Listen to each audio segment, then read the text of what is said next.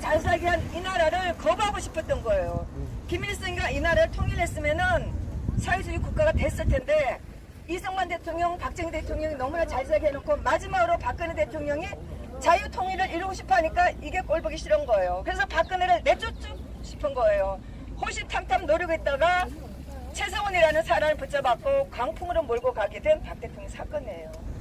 국정농단이라고 했던 사람을 잘못 썼다 내용을 알고 보시면 최성원 씨는 불쌍한 제물로 바쳐진 거예요. 이재용 씨 재판, 이재용 씨가 청탁을 했다. 없는 내용이에요. 그거 검찰이 다 엮은 거예요. 그 재판을 보면서 제가 너무나 분노해갖고 재판 중에 소리 질러가고 쫓겨난 적이 2번이나 있었어요. 이재용 씨 재판에서 1심 결심 때 이재용 씨가 파란 노트를 들고 온 거는 신문에 찾아보시면 다 있어요. 이재용 씨가 최후 진술하다가 울먹였어요. 그래서 제가 그때 저랑 같이 들어갔던 많은 사람들이 재판장에서 많이 울었어요.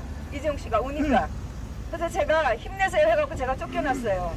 그리고 2017년 12월 21일 문체부 직원 미래재단 K스포츠재단 허가를 하루 만에 해줬다고 그것이 잘못됐다고 재판을 하는 그런 날이었었는데 문체부 직원이 왔는데 처음에는 여자 직원이 와서 미래재단은 증언을 잘했어요.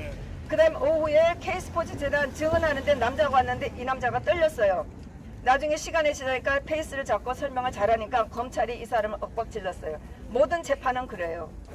피고인과 증인들을 검사들이 협박을 하고 소리를 지르고 자기네가 조사할 때 하고 말이 다르면 엇박지르고 피고인들이 겁내게 하고 증인들이 겁내게 하고 이렇게 해서 재판을 엉터리를 몰고 간 게 박 대통령의 사건들이에요.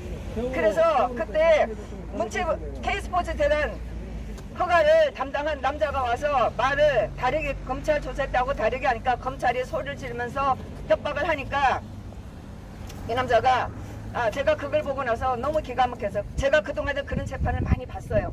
그래서 제가 이 증인이 나가기 전에 제가 작심하고 그랬어요.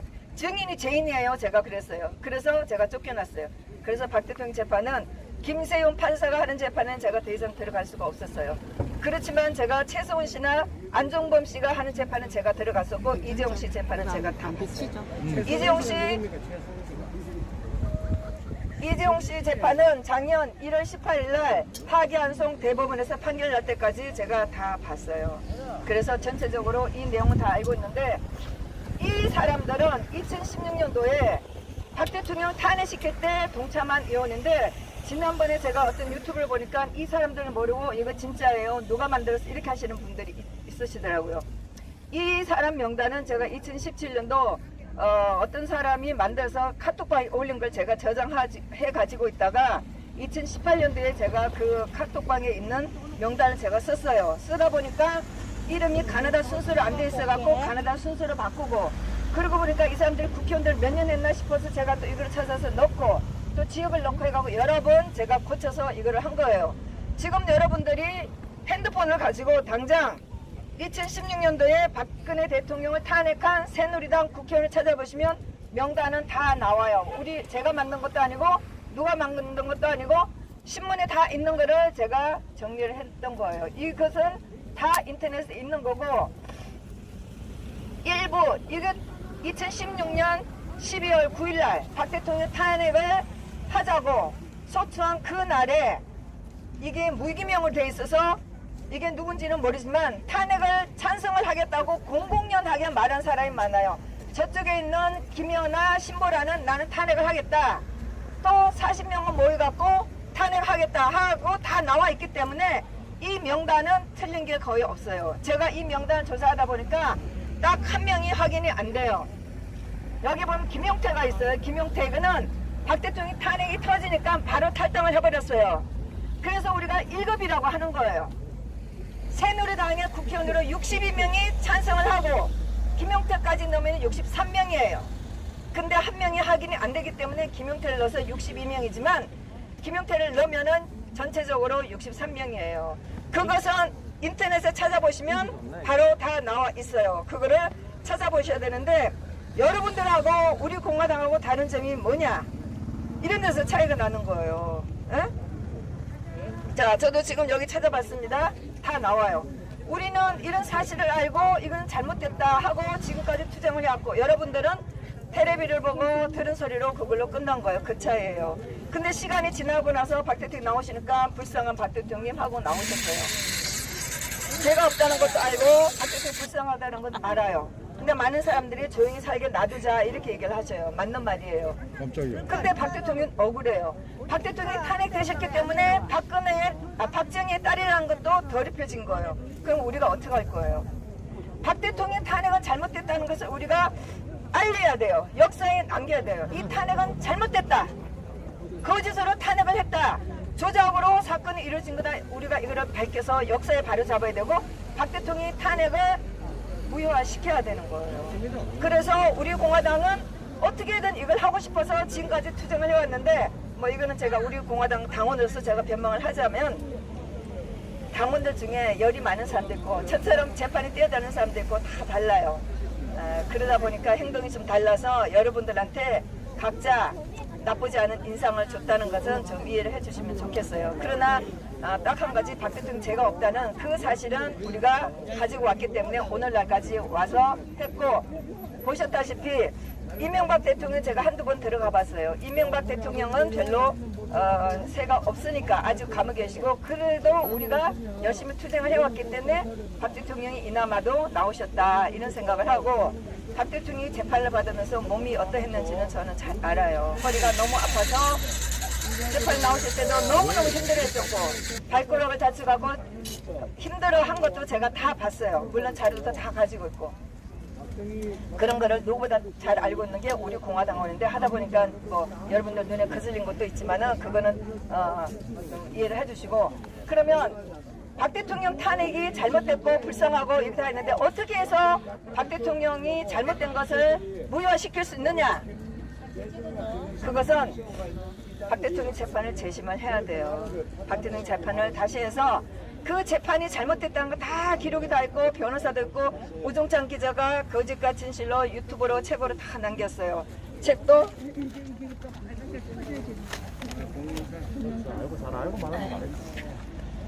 최승원 씨, 여러분들이 알고 있는 최순실 씨 재판을 담당한 이경재 변호사가 쓴 책도 있어요. 우종찬 기자가 쓴 이런 탄핵 백서 있고 이런 책도 있습니다. 여러분들은 이런 책을 다 사셔서 보시고 유튜브도 보셔야지만 이 탄핵의 진실을 알 수가 있어요. 누가 시작을 했고 누가 꾸미고 누가 조작을 했는지 재판 과정이 어땠는지를 여러분들 아셔야 돼요. 네, 이런 것도 있고 자료가 많습니다. 그러면 재심을 하려면 재심을 하라는 분위기가 있어야 돼요. 네? 분위기를 어떻게 만드나? 여러분들이 여기 오시면 되는 거예요. 박 대통령이 세력이 있다 이런 것을 보여주고 국회의원들한테 각성을 하도록 해야 되는 거예요. 박 대통령 오시니까 지금 신문이 언론이 떠들썩해요. 그래서 우리가 박 대통령 지지를 하고 있다는 것을 보여줘야지만 되고 보여줘서 이 세력을 가지고 국회의원들을 움직이게 하셔야 되는 거예요. 에? 국회의원들을 움직여야 되는데 이 사람들이 아직도 살아있어요. 이 사람 63명 중에 16명이 지금 현역으로 21대 재작년 2021년도에 국회의원들을 뽑혔어요. 나머지는 활동을 안 하고 있고 많은 사람들이 재판에서 뇌물 받았다 뭐 했다 해갖고 공천을 못 받고 국회의원 안 된 사람도 있고 안 될 수도 있어요. 최근에 얼마 전에 염동열 이 사람이 대법원 합정 판결을 받고 며칠 전에 감옥소 갔을 거예요. 이 사람은 강원랜드에 자기 지역구에 자기가 아는 사람들을 넣어달라고 한 것 때문에 감옥소 갔는데 실제로 염동열이나 건성도나 똑같은 사안이에요. 근데 염동열은 무죄를 받았어요. 제가 보니까 판사에 따라서 무죄 받거나 죄를 받거나 이런 상황이에요. 법이 아니에요. 네? 건성동에는 국회의원도 됐기 때문에 무죄를 받았고 이 사람은 국회의원 공천 못 받아서 국회의원 안 됐어요. 그래서 이 사람 1년 감옥에 가 있어요. 실형이에요. 저기에 보면 저기에 두 사람 있는 게 있어요. 이거 저 옆에 박찬호 또 누구 있어요. 요 사람 중에 한 사람 이 사람은 선거법 위반으로 마누라가 밥값했다고 사실 혐의는 그렇게 많지 않아요. 여기 박찬호 이구년 이름이 누굽니까? 박찬호 이구년 이구 박찬웅은 마누라가 선거운동한 살 때 밥 써줬다고 300만 원 썼다고 해갖고 그거 선거법 위반으로 나갔어요. 그래서 옛날에 자한당에서 쫓겨난 사람이고, 이군현이는 통영인데 이 사람은 악질이에요. 보좌관들한테 월급 잡고 월급 걷어갖고 자기가 쓰고 그랬어요. 국회의원들 그런 거 많아요. 제가 굉장히 많이 봤어요. 이군현도 마찬가지 많아요. 그렇게 했는데 박찬우가 충남 도지사로 지금 출마한다고 했어요. 에? 여기에 있는 수많은 사람들 다 살아서 유성민 대구에서 표를 못 받으니까 경기도로 나와서 도지사를 하겠다고 나가고 있어요. 지금 배신자들은 다 살아서 다 움직이고 있어요. 우리가 이런 상황을 본다면 탄핵은 뭐가 되는 거죠? 박 대통령 탄핵돼서 마땅하다. 너는 그냥 불쌍하게 살고 죽어. 이거예요. 에? 우리가 분노했던 것은 그건 아니에요. 탄핵은 진짜 5천년 역사에 박 대통령 탄핵만큼 비참하고 비극적인 사건은 없는 거예요. 여자이기 때문에 혼자 살기 때문에 그렇다는 것이 굉장히 많아요. 2016년도에 박 대통령이 보톡스를 맞았다, 필레를 했다. 방송에서 너무너무 심했어요. 필레를 잘못 받아서 멍이 들었다. 말이 안 되는 거죠.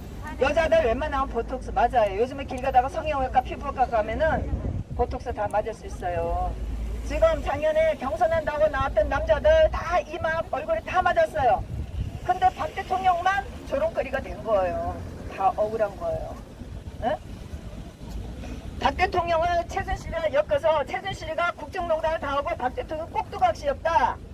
꼭두각시라고 해서 박 대통령을 너무나 놀렸어요.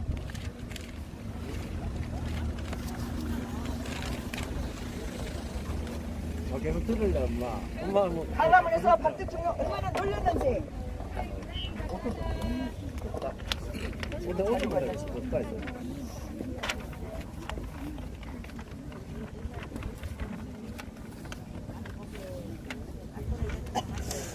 양국이 서버리다.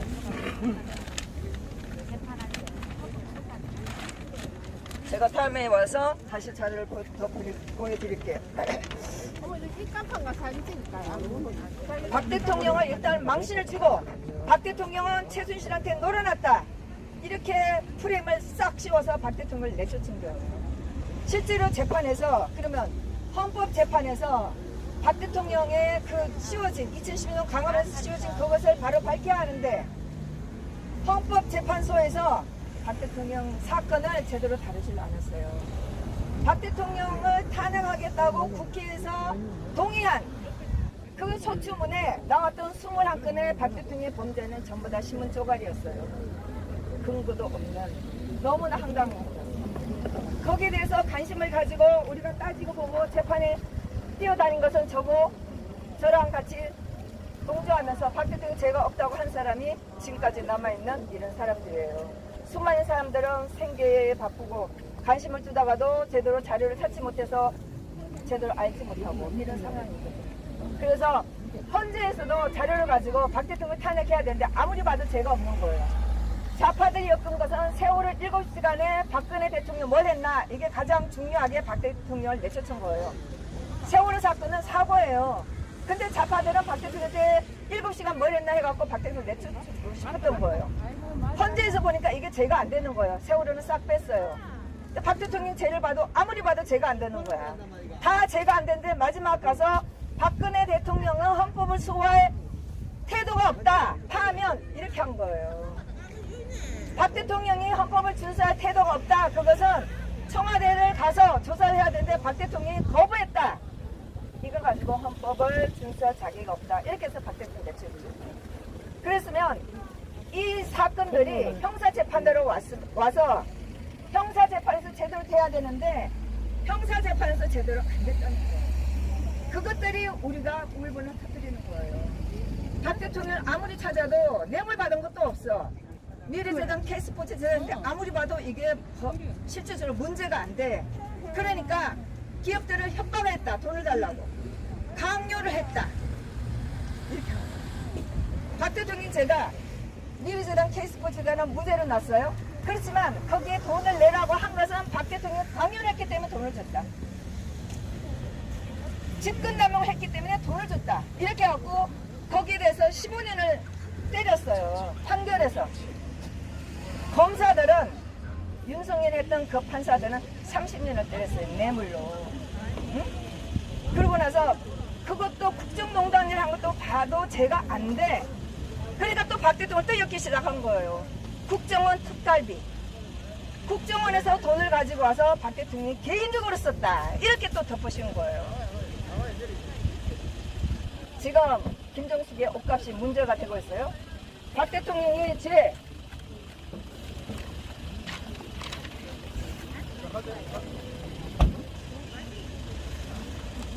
자, 이것이 검찰에서 처음에는 36억을 가지고 왔다고 했어요. 실제로 재판을 해보고 나니까 검찰이 계산한 것이 35억 얼마라는 거예요. 이거는 신문에 난 거예요. 검사가 주장한 내용으로 기사에 다 나온 거예요. 박 대통령이 돈을 가지고 와서 옷을 입었다. 기치를 했다. 그 다음에 삼성동에 있는 사주 관리를 했다. 전부 다 이렇게 박 대통령을 모욕시키는 재판을 한 거예요. 삼성동에 집이 비어 있으니까 청와대 들어가서 삼성동이 비어 있는데 그 관리인한테 월급을 얼마나 줬겠어요. 박 대통령은 제가 재판에 갔을 때 박 대통령 비서실에서 청와대에 있는 비서관들이 쓸 수 있는 돈이 400만 원밖에 안 된다고 그랬어요. 그래서 최경환 씨가 나와서 증인으로 나와서 청와대에서 너무 힘드니까 국정에서 도와줄 수 있으면 도와주라 라고 말을 했는지 모르지만 내가 도와주라고 직접적으로 말한 건 없다 이렇게 얘기를 한 거예요.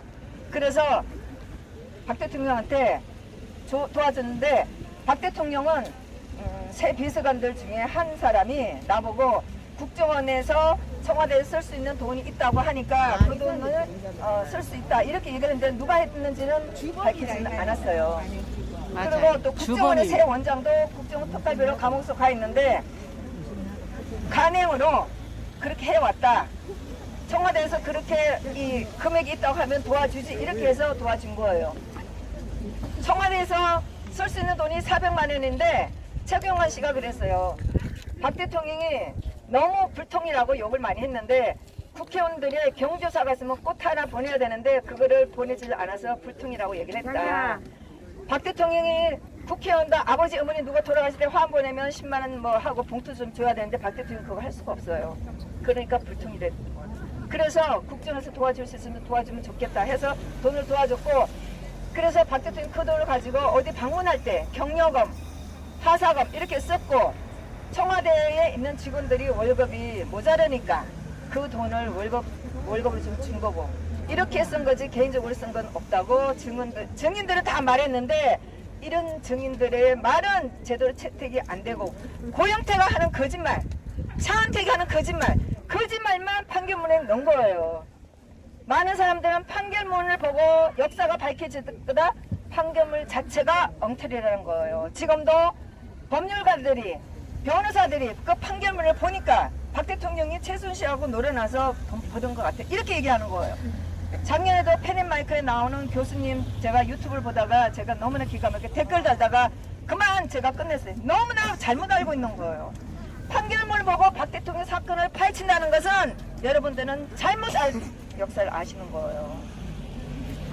우종창 기자가 판결문과 여러 기록들을 가지고 검토를 하면서 크로스 체크를 하면서 검사들이 재판장에서 얼마나 잘못된지를 많이 밝혔어요. 그것을 이경재 변호사가 썼는데 2017년 5월 2일 날 들어갔을 때 검사들이 2016년부터 박 대통령 탄핵 터졌을 때 조사한 자료를 16만 페이지 되는 자료를 변호사한테 주질 않았어요. 2017년 5월 16일 날 제가 재판에 들어갔을 때 검사들이 조사한 16만 페이지를 받은 지가 며칠 안 됐다고 그랬어요. 그런데 2주 후에 재판을 하겠다고 그랬어요. 16만 페이지라고 하면 10여만 페이지 모르겠어요. 제가 계산할 때 월간 조선으로 500몇 건이 되는 그 분량인데 그거를 2주 만에 보고 재판을 하라는 것은 재판하지 말라는 거랑 똑같은 졸속 재판이었다는 거예요. 헌재 재판에서도 마찬가지고 형사 재판에서도 마찬가지고 전부 다 졸속 재판이었다는 거예요. 그래서 5월 23일 날 5월 16일 날 제가 준비기일에 들어갔을 때 김세윤 판사가 일주일에 4번 재판을 하겠다고 그랬어요. 그래서 유영하 변호사가 안 된다. 그러니까 심사할 게 많아서 빨리 해야 된다 그런 거예요. 박 대통령을 구속을 시켰어요. 구속을 하면 6개월 내에 판결을 해서 이 사람이 죄가 있다 없다 판결을 해갖고 계속 감옥에 넣을 거나 내줄 거나 해야 돼요. 일단 구속을 시켰어요. 그래서 6개월 만에 재판을 해야 되는 거예요. 그래서 일주일에 4번 해야 되겠다 그런 거예요.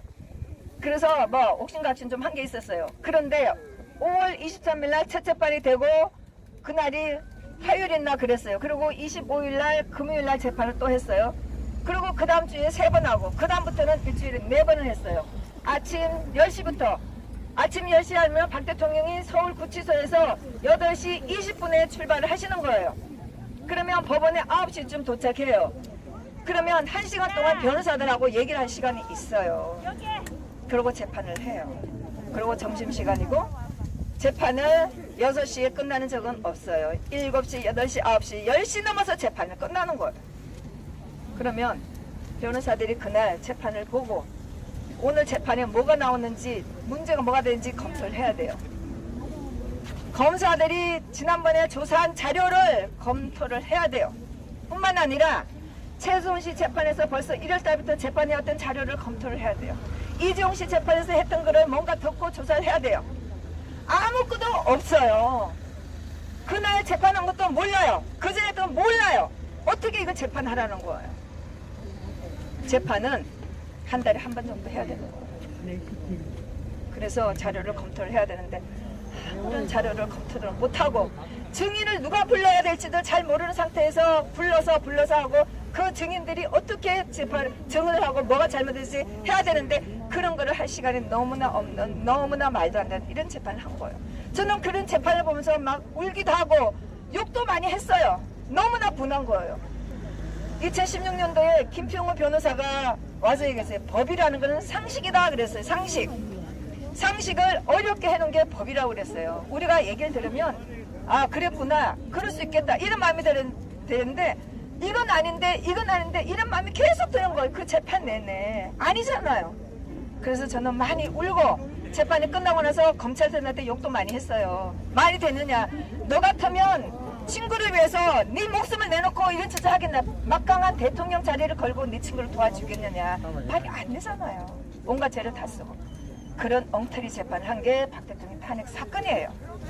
근데 다시 되돌아가서 이거를 되돌리면은 박 대통령의 억울한 탄핵을 되돌리면 어떻게 해야 되느냐. 국회에서 이거를 해야 돼요. 국회의원들을 움직이셔야 돼요. 우리나라 헌법은 제1조 1장은 대한민국은 민주공화국이다 이렇게 되어 있어요. 제2조 모든 권력은 국민들로부터 나온다 이렇게 되어 있어요. 국민들의 권력이라는 건 뭐예요? 여러분들의 투표권이에요. 네? 투표를 안 한다 하지만 여러분들은 헌법 2조 2장에 있는 막강한 권리를 버리는 거예요. 투표를 하셔야 되는데 이 투표를 누구를 위해서 할 거냐. 배신자들 계속 찍어줄 거냐. 제대로 된 사람을 찍어줄 거냐. 너무나 엄청나고 비극적인 이 사건이에요. 정말 우리 공화당원들은 박 대통령 나오시기 전까지 따뜻한 밥 한 그릇 맛있는 밥 한 그릇 먹을 때마다 우리는 눈물을 흘렸어요. 따뜻한 집에 잘 때 우리는 눈물을 흘렸어요. 너무나 불쌍한 대통령을 두고 우리가 어떻게 밥을 먹을 수 있냐 잠을 잘 수가 있나. 우리는 노래방을 못 갔어요. 어떻게 우리가 가서 노래방에서 노래를 부를 수 있나. 너무나 우리는 힘들었던 세월을 살아왔기 때문에 우리 공화당이라는 사람이 억세고 거칠고 그런 거예요. 남들이 안아주는 거 우리는 막 말하고 싶고 알리고 싶었던 거예요. 어? 이번 선거에 대선에서 우리는 충분히 이해를 해요. 어? 우리가 5년 동안 얼마나 이 나라가 좌파로 문재인이가 얼마나 좌파스럽게 해왔는지 우리가 알린 덕분에 결국은 윤석열이가 아니 이재명이가 되면 안 된다. 이재명은 더 악질이에요. 그래서 이재명 안 된다 한 결과가 결국은 윤석열을 찍어준 결과이기 때문에 저는 뭐 결과를 두고 말하진 않겠어요. 앞으로 여러분들이 해야 될 것은 과연 박 대통령을 이렇게 살게 해줄 것이냐. 박 대통령은 마지막에 2021년 1월 14일 날 대법원 판결이 끝나고 나서 박 대통령 형이 확정이 됐어요. 확정이 되고 나서 박 대통령의 벌금이 180억이에요. 돈 한 푼 받은 게 없는데 벌금이 180억. 국정에서 35억 받았다고 해서 추징금이 35억이에요. 그래서 이 돈을 뺏어가야 되는데 박 대통령의 마지막 남아있는 내곡동 집을 공매로 넘겼어요. 그것도 너무나 기가 막혀요. 재판이 끝나고 나면 일주일 내에 이 벌금과 추징금을 어떻게 내겠다는 계획서를 내야 돼요. 물론 박 대통령은 그걸 내질 않았죠. 낼 수도 없고 일주일 후에 바로 이것을 공매 처분한다고 진행을 했던 거예요. 제가 이거를 공매에 나온다고 해서 제가 공매 처분하는 거기다 전화를 해봤어요. 그러면 정식적으로 하면 4개월 내지 6개월 걸린다고 했는데 박 대통령 이 공매 사건은 3개월 만에 바로 공매를 넣어버렸어요. 모든 것은 박근혜 대통령에 대한 건 너무나 계획적이었어요. 원래대로 한다면 한 10월이나 이때부터 공매에 들어가서 11월이나 12월 달쯤에 공매 처분이 돼야 되는데 8월 달에 나왔고 8월 10일, 11일하고 13일 날 확정이 됐어요. 그래서 박 대통령 집도 빼앗기고 대통령에 대한 예우도 다 빼앗겼기 때문에 집도 없고 돈 한 푼 없는 사람이 돼버렸어요. 평범한 사람이 돼버렸어요. 여기 오신 분들이 박 대통령이 불쌍하다, 조용히 살게 하자 이렇게 얘기를 하시는데 박 대통령은 그렇게 살 수가 없어요. 돈 한 푼 없고 남의 동생의 돈을 빌려서 사고 남의 돈을 빌려갖고 집을 샀는데 이거를 어떻게 할 거예요. 박 대통령을 빨리 이 탄핵이 잘못된 거고 탄핵 재판은 잘못된 거고 형사 재판도 잘못됐다는 거를 다 무효화시켜서 박 대통령이 대통령의 예우를 받고 전직 대통령에서 충분한 보상을 받고 살아가도록 하셔야 되는 거예요. 이제 문재인이가 곧 내려올 거예요. 양산에 자기네 집 그 뭐 세월호 사건을 그 세월호 그 사람을 변호를 해서 엄청난 별장 같은 집을 변호사비로 받았다고 하는 그 어마어마한 집이 있는데 대통령이 끝나서 돌아갈 집을 다시 땅을 매입하고 국가 돈을 받아서 땅을 또 추가로 해갖고 어마어마한 집을 짓고 도로까지 깎아서 90억 원 정도 되는 걸 가지고 자기 집을 지어서 곧 내려갈 거예요. 그리고 한 달에 전직 대통령으로서 예우를 받으면서 몇 천만 원씩 월급을 받아요. 또 경호원들이 65명이 내려갔다고 했어요. 박 대통령은 그 많은 대우를 못 받고 있어요. 이런 일을 우리가 박근혜 대통령한테 해드려야 되는 거예요. 이런 거를 안 하고 초라하게 물론 집은 구했지만은 이렇게 살게 해주는 것은 국민으로서 할 일이 아니라는 거예요. 응? 문재인이가 얼마나 악행을 해왔는지 여러분들이 놀라서 이재명도 안 된다 해갖고 윤석열 찍어줬는데 그런 문재인도 이렇게 전직 대통령 예우를 받으면서 잘 살게 하면서 우리가 존경하고 사랑하는 박근혜 대통령은 저렇게 힘들게 살게 한다는 건 안 되는 거죠. 병원에서도 병원에 가기 전에도 뭐 그 얼마나 아프고 하는 것을 저는 우리는 너무나 잘 알고 있어요. 그래서 몸이 지금도 안 좋다고 하시는 저런 분인데 치료비를 누가 냈나? 앞으로 치료를 받게 되면 그 치료비를 누가 내나? 박 대통령은 전부 다 개인이 해결해야 되는 거예요. 이거를 여기 오신 분들이 박근혜 대통령을 정말 사랑한다, 그러시다면 어떻게 박근혜 대통령을 탄핵을 무효시키고 박근혜 대통령이 전직 대통령으로서 예우를 받아야 되는 거지. 이것들 여러분들 깊이 생각하셔야 돼요. 우리가 박정희 대통령 덕분에 잘 살게 됐다 이런 말씀을 하세요. 저도 어릴 때 뭐 아버지가 동네 일을 했고 저도 열심히 아버지 따라서 일을 했지만은 박정희 대통령이 리더로서 5천년 역사의 가장 훌륭한 대통령 중에 한 분이에요. 리더예요. 그러는데 좌파들은 박정희는 독재자다. 제가 오늘 아침에 엄마한테 들었더니 우리 동네에도 현수막인데 박근혜 대통령 얼굴을 칼로 찢어놨다고 그러더라고요. 전국적으로 박근혜 대통령 얼굴이 찢어진 게 굉장히 많아요. 왜? 80년대 좌파들이 대학가에서 성행하면서 이해찬이 문교부 장관으로 하면서 교육을 전부 다 좌파들로 하면서 역사 교과를 보시면 박정희 때의 사진들은 데모 이런 것만 있어요. 독재자. 김대중은 김정일을 만났던 평화. 노무현, 문재인은 전부 다 평화, 통일 이렇게 됐지만은 박정희는 독재자. 독재자의 딸 박근혜 이렇게 매도돼 있어요. 이거를 우리가 바로 잡아야 돼. 역사가 잘못된 거를 우리가 바로 잡으셔야 되는 거예요. 응? 그런데 이제 여기에 이번에 선거에 보시면 우파라고 하는 사람들 여러분들이 찍을 데가 없다 이렇게 얘기를 하신 거예요. 우파 정당이 하나예요. 지난번 대선 때 14명의 후보가 나오는데 거기 잘 보세요. 노동당이라는 후보가 있어요. 노동당. 자본주의를 없애고 사회주의를 만들자 이렇게 했던 후보도 있고 12번에 있는 후보는 이석기, 이정희의 그 당이에요. 응? 다 그런 사람이 있어도 누가 하나 그쪽은 비난하지 않고 심상정 3번 후보는 좌파들이 우리가 힘껏 밀어주지 못해서 10억을 몰아줬어요. 좌파들은 이렇게 잘해요. 어? 우파들도 우파 정당을 키우셔야 돼요. 대한정당을 키우셔야 돼요. 탄핵이 잘못됐다고 정의를 부르짖고 있는 다른 우파 정당을 키우셔야 돼요. 그 키우는 방법은 여러분들이 당장 후원도 할 수가 있어요. 후원도 하고 정당 가입을 하셔야 돼요. 좌파들은 굉장히 적극적이에요. 타블릿PC 문제가 됐어요. 타블릿PC하고 관련된 좌파 고영태가 숨겨놨다고 하는 타블릿PC를 가지고 왔던 그 건물의 관리인은 어릴 때부터 아버지가 김대중을 대통령 만들어야 된다 이런 말을 듣고 자라서 자기가 돈을 벌기 시작했을 때 좌파 당에다가 10군데 만원씩 수십 년을 지원했다고 했는데 우리는 그렇게 안 살아왔잖아요. 모르고 있다가 뛰쳐나간 사람들, 우파들은 그런 거 할 줄 몰라. 이제부터라도 여러분들은 우파 정당을 찾아서 지원을 하셔야 돼요. 돈을 적극적으로 하셔야 돼요. 그래야지만 국회의원들이 여러분들을 거벌낼 거예요. 올바르게 정치를 할 거예요. 응? 또 언제 하시면 후원도 하시고 정당 가입을 하셔서 적극적으로 하셔야 돼요.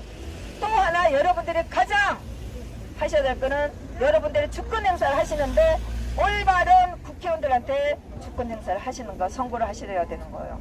지금 현행법상에 연동형 비례대표제라는 게 있어요.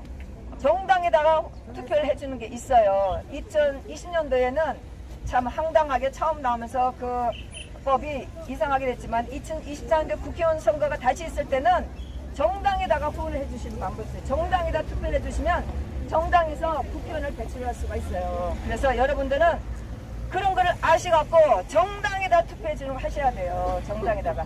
국회의원 후보로 나온 사람이 마음에 안 들면 정당을 밀어줘서 그 정당에서 비례대표로 나온 사람이 국회로 진출할 수 있도록 해주셔야 되는 거예요. 왜? 2017년 12월 9일 박 대통령이 쫓겨난 1년 후에 조원진 대표가 국회에서 소리를 질렀어요. 제가 자료가 안 돼서. 조원진 대표가 국회 로비에서 국회의원들한테 저놈이 1년 전에, 저놈들이 1년 전에 박근혜를 탄핵시킨 원흉이다 라고 얘기를 했어요. 어?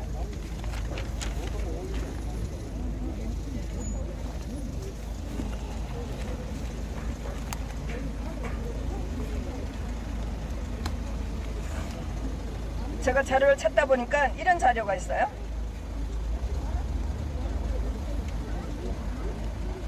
자, 2016년 12월 12일이에요. 박 대통령을 탄핵시킨 날이, 탄핵 소추안을 가결시킨 날이 12월 9일이에요. 3일 지나서, 그러니까 11일이 되겠네요. 기사는 다음에 나오니까. 최경환 씨가 그랬어요. 박 대통령을 탄핵한 놈은 패륜이라고 했어요. 패륜. 저희가 패륜이라고 썼어요. 그때에 이렇게 패륜이라고 쓴 거예요. 이런 패륜자들을 우리는 다시 이 역사에 다시 있게 해서는 안 되는 거예요. 그래서 방법은 여러 가지가 있고 여러분들이 여기에 관심을 못 가지셨지만 우리는 관심을 가져서 이런 행동을 해온 거예요. 우리가 앞으로 이 박 대통령 탄핵이 얼마나 잘못됐고 이거를 밝히려고 했던 우리들이 어떤 집회를 하고 알리려고 했는지 박 대통령 탄핵이 헌재에서 헌법재판소에서 판결된 날 탄핵이 잘못됐다고 해서 한가다 돌아가신 분이 5명이 있어요. 그거 신문에도 나오지 않았어요? 백남기 사건 알 거예요. 백남기 농민 물대포로 맞아 죽었다고 해서 몇 년 동안 아직 그 판결 안 끝났어요. 그 사람이 경찰이 쏜 물대포에 맞아 죽었다고 해서 그 가족들은 보상도 받고 좌파들은 그거를 아직도 물고 늘어지고 있는데 그날 박 대통령 탄핵 되신 날 탄핵이 잘못됐다고 해서 한가다 돌아가신 5명은 어떤 보상도 못 받고 조사도 제대로 이루어지지 않았어요. 오로지 조원진 의원만 국회의원에서 경찰청장을 불러갖고 따지니까 한 명이 더 돌아가신 분이 발견돼갖고 5명이라 확실하게 하고 수백 명이 병원에 입원했는데 그런 거 밝혀지지 않고 어떤 보상도 없는 이런 개중을 당한 상태예요. 이거 다 밝혀서 그분들은 애국자라고 다 보상을 받게 하셔야 되는 거예요. 여러분들은 박 대통령 탄핵 때문에 다 묻혀버린 거예요. 자, 박 대통령 탄핵 사건을 밝히는 게 얼마나 중요하냐. 좌파들은 대한민국의 정체성을 없애버리고 싶었던 거예요. 이승만, 박정희, 박근혜로 이어지는 대한민국의 정체성을 자유민주주의 대한민국을 없애버리고 싶었던 거예요. 그래서 박 대통령 사건이 됐고 박 대통령을 감옥에 넣었고 그 다음에 적폐수사라고 해서 그동안 해왔던 우파 정책, 우파적인 사람들을 전부 다 감옥에 보내기 시작한 거예요. 그렇게 해서 국정원을 파괴시키는 거예요. 국정원. 국정원이 그동안 해온 것이 간첩, 대공수사 이런 걸 했어요. 지금도 좌파들은 국정원 없애야 된다 이렇게 하고 있어요. 그래서 국정원에서 했던 거 대한민국이 45년 해방되고 50년의 전쟁이 일어나고 그 이후로 간첩들이 계속 성행했어요. 대학생들이 활동하고 있던 전부 다 간첩들과 관련되어 있어요. 국정원에서 조사하고 여기에 대한 보안법을 해서 감옥에 넣고 하니까 국정원도 없애고 보안법도 없애자 하는 게 지금 좌파들이 원하는 거예요. 보안법은 지금 못 없애고 있지만 국정원의 기능이 국내 파트 조사하는 걸 다 없애버렸어요. 솔직히 지금 대한민국에서 북한에서 내놓은 간첩들이 많았어요. 간첩들이 행위를 해요. 조사도 하고 보고도 하고 했는데 뭐 현대 와서 이건 제 개인적인 생각이지만은 북한에서 남한으로 간첩을 내려보낼 수가 없어요. 간첩 내려보내면 돈을 줘야 돼요. 근데 남한이 잘 살아요. 어떻게 얼마나 돈을 줄 수가 있어요. 그래서 인적으로 북한에서 사람 보내서 간첩하라고 하는 건 되게 힘들고 요즘에는 간첩질이 또 인터넷에 있기 때문에 정보는 많이 공개됐지만은 일부의 세밀한 정보들은 알지 못하는 게 있어요. 근데 한국에서 1980년대 자생한 대학생들, 자생한 간첩들이 너무나 많아요. 작년에 알려졌듯이 충북에서 알려진 그 간첩단 발견된 건 아시잖아요. 그래서 더더욱 그것 때문에 이재명 안 된다 이런 거를 여러분들이 아시고 계시는 거예요. 박 대통령을 감옥도 보내고 국정원을 파견을 했어요. 국정원. 원세훈 국정원장을 잡아넣기 시작한 거예요. 원세훈 국정을 어떻게 잡아넣느냐. 2012년도에 박근혜 대통령 대선됐을 때 그때 댓글 작업을 했다. 그래서 박근혜 대통령이 됐는데 그거는 처음에는 부정선거가 있다 하다가 부정선거가 안 먹히니까 딱 댓글 작업을 해서 박 대통령을 대통령을 만들었다. 박 대통령 된 것은 잘못됐다 계속 주장해왔다가 국정원을 파괴시키게 한 거예요. 그때의 국정원장이었던 원세훈 국정원장한테 프레임을 씌워서 국정원장을 잡아넣기 시작한 거예요. 그리고 원세훈 국정원장은 이명박 대통령하고 같이 했던 국정원장인데 당시에 했던 모든 국정원의 일을 정치 개입했다, 직권남용했다 해서 원세훈 국정원장한테 댓글 작업했다고 4년을 때리고 9개 재판을 한 거예요. 그렇게 해서 이 사람이 지금 11년의 형을 받고 감옥에 있어요. 또 박근혜 대통령 때 같이 했던 남재준, 이병기, 이병호 이 세 국정원장을 또 감옥에 넣기 시작한 거예요. 이것은 박근혜 대통령이 뇌물죄로 죄가 없으니까 국정원장을 잡아넣은 것도 있어요. 이렇게 해서 국정원장들이 정치에 개입했다 이런 것도 있고 원세훈 국정원장 시절에 이명박 대통령 시절에 했던 국정원 직원들을 수십 명을 감옥에 잡아넣었어요. 많은 사람들이 지금 감옥 가 있어요. 박상춘 보훈처 차장은 군인으로 있다가 나와서 1년 쉬고 있는데 이명박 대통령 시절에 부탁을 해서 보훈처 차장으로 가 있으면서 그러니까 그것이 2010년 정도 됐을 때예요. 근데 2020년 정도에 미군이 철수를 하게 되면 대한민국에서 어떤 일이 일어난다 해서 책자를 만들어서 안보교육을 한 거예요. 10년이 지나고 나서 안보교육한 것을 정치 개입했다고 재판에 다 그렸어요. 그래서 그분이 법정에서 너들이 어떻게 이것을 재판할 수가 있느냐, 역사가 너들을 심판할 거라고 소리를 쳤어요. 그렇게 해서 국정원을 파괴시키고 그 다음 또 시작한 것이 사법부를 파괴시키는 거예요. 사법부를 박근혜 대통령 시절에 했던 판결 이것이 전부 다 잘못됐다고 해서 그 당시에 판결을 했던 판사들을 사법농단에 직권남용을 했다고 다 걸어서 지금 14명 양승태 대법원장도 재판을 받고 있고 대법관 2명 하고 있고 수많은 판사 연구원들 재판받고 있어요. 문제는 100명이 넘는 판사들을 전부 다 조사를 하고 이 사람들 협박을 해서 이 사람들이 사법부를 떠나게 만드는 거예요. 전부 다 좌파 분위기로 올라간 거예요. 이 판사들을 어떻게 엮었나? 여러분들 아실 거예요. 우리법연구회라고 판사들이 있어요. 어? 그 판사들, 우리법연구회 판사들이 법원도 좌파로 만들기 위해서 작업을 한 건데 거기에 대해서 좀 알아보라 이렇게 한 거 가지고 전부 다 직권남용을 했다라고 다 엮어서 판사 사법부를 또 이렇게 다 망치는 거예요. 정치권 넘어갔어요. 국정원 넘어갔어요. 사법부 넘어갔어요. 여러분도 아실 거예요. 국방부 장관이 얼마나 바보 같은지 여러분들은 잘 아실 거예요. 거기에서 재판받는 분은 없었지만 국방부하고 관련된 분은 김장수, 김관진 장관 재판 밖에서 힘을 쫙 빼놨어요. 이렇게 해서 이 나라는 점점 더 파괴되어 가는데 여러분들은 일상에 아무런 문제가 없어요. 그러나 내부적으로 점점 더 이 나라는 사회주의 국가로 계속 가고 있는 거예요. 어? 사회주의 국가 해서 전부 다 세금 걷어들이고 퍼부어주고 잘하는 것 같아. 정말 좋아. 결국은 세금을 더 내야 되고 국민들로서 우리가 누릴 수는 없는 거예요. 내가 내 돈을 가지고 마음대로 사고 팔아야 되는데 이거를 자꾸 못하게 하고 국가가 자꾸 여러분들 통제를 하는 거예요. 통제. 말로 해서 복지다. 이렇게 하는데 복지하다가 넘어진 게 유럽이고 남미예요.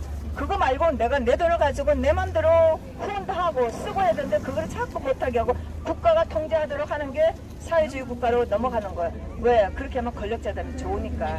사람들한테 돈 주고 내가 이 국민들 맘대로 할 수 있게 하는 거예요. 이런 것들을 여러분들 아셔야 되는데 여러분들은 이렇게까지는 모르시고 이제 우리 공화당은 계속 이런 정보를 듣고 아닌데 하면서 해온 것이 오늘날까지라는 거예요. 그래서 우리 제가 자랑하려고 하는 건 아니고 제가 또 우리 공화당 입장이고 저도 좀 남들이 보는 감성이라고 얘기하니까 설명을 하자면 그때 사건들을 알고 이 나라가 어떻게 돼가고 있는 걸 우리는 너무 많이 아니까 알고 싶은 거예요. 알려야 되는데 여러분들 시간도 없고 관심도 없고 막 안 알리니까 자꾸 얘기를 하다 보면 억세지고 말아지고 그런 면이 있다는 걸 하시고 이 사건은 여기를 찾아보시면 돼요. 새누리당 국회의원으로 탄핵에 찬성한 국회의원 자신도 다 있어요.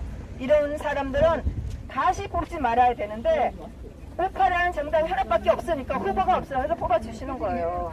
그러면 새로운 대한정당을 찾으셔갖고 후원도 해주시고 정당 발도 하시고 터도 그런 대한정당이 찍어줘서 이 국회의원들을 없애버리고 국민들이 정말 무섭다. 이거를 여러분들 알려주셔야 되는 거예요. 앞으로 우리가 여기서 저는 제 개인적인 욕심은 우리가 2016년 때 어떻게 이 탄핵이 잘못됐다고 알리려고 했던 건지 그거를 여기 온 분들한테 다 알리고 싶어요. 너무나 우리가 중요한 일을 했다고 생각하기 때문에 다 마찬가지로 정치에 관심 없어 살고 있다가 박 대통령 우리가 알고는 박근혜 대통령 저게 아닌데 하고 뛰쳐나와 보니까 이 나라가 어떠한 사람들이 어떠한 특성 성향을 가진 정치 세력들이 이 사건을 몰고 가고 있다는 걸 우리는 깨닫기 때문에 오늘날까지 와서 여러분한테 알린다는 거예요. 그래서 할매 할배들도 잘 아셔야 돼요. 우리 엄마도 95인가 그런데 우리 엄마는 텔레 보고 잘 알아요. 저처럼 잘 알아요. 제가 말하지 않아도. 그래서 여러분들도 저 사람들이 뭘 하나 신문 방송 보시면 안 돼요. 어? 신문이나 언론은 제가 재판에 들어가서 보면 아침에 검찰들이 거짓말 주장한 거면 신문에 나와요. 오후에 변호사들이 신문에서 진실이 나와도 그거 잘 안 알려요. 그거는 재판 기록을 잘 판단하는 사람만 있고 박 대통령 사건은 재판 기록문 자체가 판결문 자체가 판사들이 악의적으로 쓴 거기 때문에 그것마저 잘못된 거고 저나 아니면 우정찬 기자나 또 이경재 변호사가 쓰는 책들이 있어요. 그걸 보시고 뭔가 잘못됐다 이런 걸 아셔야 돼요. 최성원 씨는 죄가 없어요. 최성원이나 이재용 씨는 박근혜 대통령 탄핵시키기 위한 재물이에요. 여러분들 그걸 아셔야 돼요. 최성원 씨 아무 죄 없이 지금 18년 동안 전체적으로 21년형을 받고 감옥에 서 있어요. 여러분들이 생각해 보시면 아실 거예요. 최성원 씨가 정유라가 이대 학교 입학한 거 그거 잘못됐다고 하는데 솔직히 따져보면 체육 특기생이나 연예인들 학교에서 다 학사 관리했어요. 아는 사람 없어요. 그런데 최성원 씨 딸 정유라만 죄가 있다고 해서 감옥서 간 건데 제가 그 이대 학사 관리 재판도 가보고 너무나 기가 막혀서 소리도 많이 찾고 전부 다 재판은 엉터리라고 제가 감히 말씀드리는 거예요. 전부 다. 응? 그런 거는 여러분들이 책도 보시고 유튜브도 보시고 또 우리 공화당에서 주장하는 거 자료들이 엄청 많아요. 옛날에 저희 탄핵에 관련된 거 자료 저희가 많이 뿌렸어요. 그거를 보시고 조금만 가셔야 돼요. 그러나 뭐 자료를 보시면서 그냥 넘어가실 텐데 이제 듣는 게, 보는 게 이제 이게 중요한 거죠. 이런 거를 아셔야 돼요. 그래서 여러분들은 투표를 할 때 잘 하셔야 됩니다. 대한정당을 찾아서 올바른 사람한테 대한민국의 정체성을 지키고 정의와 진실을 바로 세울 수 있는 후보와 정당에 하셔야 돼요. 한 사람만 하시면 안 되는 거. 계속 하는 것 같아요. 배신 그렇게는 할 수가 없잖아요.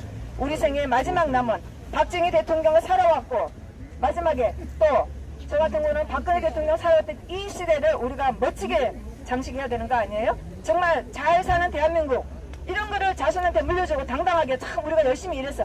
박정희 대통령이 열심히 해서 이런 좋은 나라를 만들었다. 정말 자랑스럽게 이렇게 하지. 박정희는 독재자야. 참 정치적으로 문제가 있어. 이런 말을 우리가 해야 되겠냐고요. 그건 아니잖아요. 그 딸 대한민국을 통일시키고 자유 대한민국으로 통일시키고 했던 박근혜 대통령을 자랑스럽게 말할 수 있는 그런 나라를 만들어야 되는 거예요. 마지막에 박근혜 대통령이 뭐라고 했어요? 북한에 있는 사람들 마음대로 대한민국을 오십시오. 우리가 받아들이겠다고 하니까 좌파들은 겁이 났죠. 박근혜 대통령이 통일시킬까봐. 그래서 탄핵 사건을 몰고 간 거예요. 여러분들은 왜 우리가 이렇게 주장을 하고 소리를 질러야 되는지, 왜 이렇게 혼자 나온 박근혜 대통령을 왜 우리가 지키려고 하는지. 박근혜 대통령 탄핵은 박근혜 여자 대통령 탄핵시킨 사건이 아니에요. 대한민국을 탄핵시킨 사건이에요. 엄청난 사건이에요. 맞습니다. 그래서 여러분들은 잘 아시죠. 왜 우리가 꽃을 갖다 놓고 왜 사람들이 모여서 박근혜 대통령 잊혀지지 않게 하려고 하느냐? 그것은 대한민국의 정체성을 지키고 싶고 대한민국, 자유 대한민국을 지키고 싶어서 우리가 주장하는 거라고 여러분들은 아셔야 되고 이해하시기를 바랍니다. 제가 또 나중에 또 할게요. 수고하셨습니다. 수고하셨습니다. 네, 감사합니다. 자료가 너무 많은데 앞으로 네. 제가 자료를 좀 정리